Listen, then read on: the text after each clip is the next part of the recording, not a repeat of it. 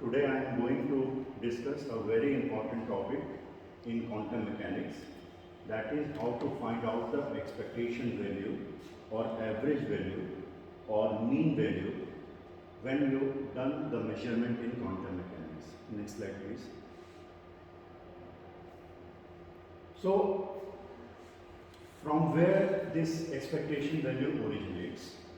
So the beginning of the expectation value comes from the probabilistic nature of the measurement outcomes, and since this is the probabilistic nature, so the standard tools which we are using in the statistical data, that is the mean value and standard deviation, it plays a crucial role in characterizing the results of measurement.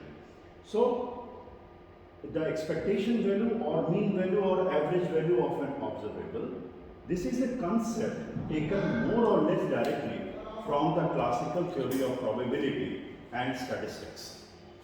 Loosely speaking, I can say that the expectation value, it represents the probability weighted average value of the results of many repetitions of the measurements of an observable, each measurement carried out on one of very many identically prepared. So this is very important thing. Then when you carry out the measurements and your result should be the expectation value, then the system should be identically prepared copies of the same system, and the standard deviation of these results leads to the uncertainty.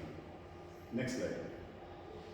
The definition of probability density, as you are all aware that the probability density is the probability of finding a particle at some position r vector and at some time t. It allows the calculation of the expectation value of the position of the particle. So let us suppose that the state of the particle is represented by the wave function, which is the function of the position and time, and the prerequisite condition is that the wave function should be normalized. Then the expectation value of the position is defined by the average value of x equal to integration x and modulus of psi xt whole square, that is your probability density multiplied by ds.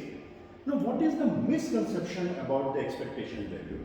The misconception is that if you measure the position of one particle over and over again, the average of the results gives you the expectation value in the position. This is the misconception about the expectation value.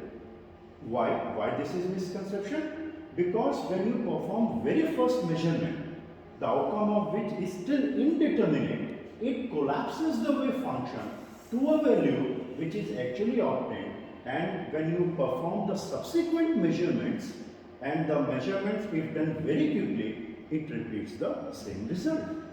And what is the expectation value? It is the average of measurements performed on particles all in the same state represented by the wave function psi.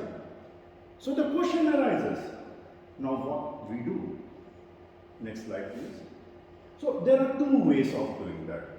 First, we find some way that the particle after measurement it returns to its original state, or what we do, we prepare a whole assemble of particles all in the same state psi. This is a very important thing, that the particles should be in the same state, and then we measure the position of all the particles, and the average value is the average of these results. The expectation value in terms of the position is given by integration minus infinity to plus infinity psi star x psi dx. So if I want to generalize how I find out the expectation value, then I say that the expectation value of any dynamical variable a whose operator is given by a cap is the expectation value of a equal to integration psi star a cap psi d tau, that is the operator of that dynamical variable should be sandwiched between the psi star and psi. Since the space part is integrated out, it means that the expectation value is a function of time only. Next slide. Similarly, if I find out the expectation value of the momentum, then the psi star, the operator corresponding to momentum, that is minus I h cross del by del x, then psi multiplied by dx. So if I want to find out the expectation value of any dynamical quantity in quantum mechanics, what should I do? What should you do? You first convert that dynamical quantity in terms of the position and the momentum operator, and then calculate the value of psi star, that quantity expressed in terms of position and momentum multiplied by wave function.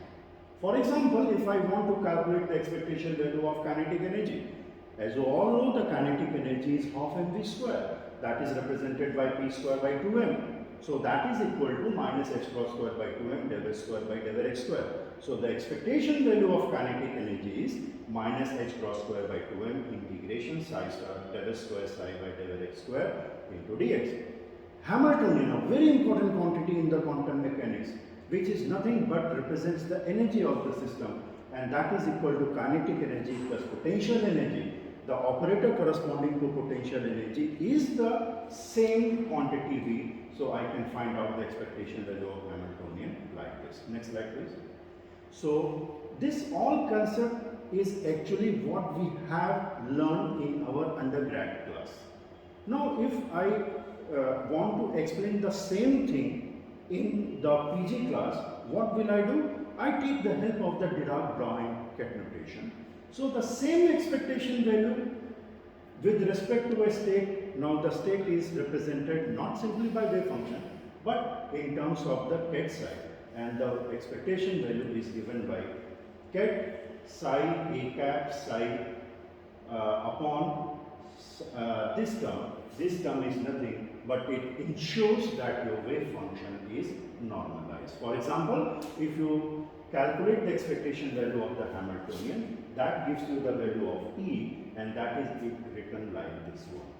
So if I go further and I just perform the simple thing, this simple mathematical calculation, then I come to a very, very important formula which actually gives me the probability outcome of a measurement, because I have told you earlier that in quantum mechanics you cannot find out the actual value.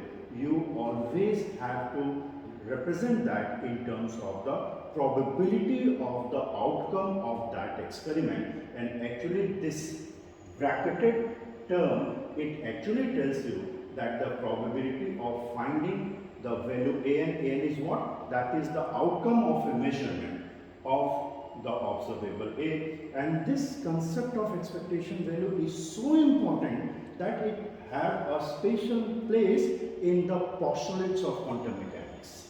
So the average value of any quantity A, that is dynamical variable, is nothing but the average of a series of measurements of A. Next slide please. So if I write the formula of expectation value, now it comes simply like this, summation n A n Pn. So what is that? If you say that n equal to 1, it means that A1 P1. It means the probability of finding the result A1 after measurement is Pn. And this formula holds for the discrete spectrum. And if you want to have the same formula for the continuous distribution of probability, simply replace the summation sign with the integration sign. Next slide please. So the last one is, what is the physical meaning of the expectation value of an observable? What are the precautions you have to take while finding out, while measuring the result of any quantity, of any dynamical variable? So what you have to do, you have to have the identical system on which you have to perform the experiment. So you have to prepare a very large number of identical systems, each in the same state represented by Ket psi. Then the observable A is measured on all these identical systems. The results of these measurements say you get A1, A2, AN and so on. The corresponding probabilities of occurrence are P1, P2 and Pn. Then the average value of all these repeated measurements is called the expectation value of A with respect to Ket psi. So in quantum mechanics, probability of obtaining a certain value for an observable could only be predicted. It cannot be actually defined. You can only predict the probability outcome of the measurement.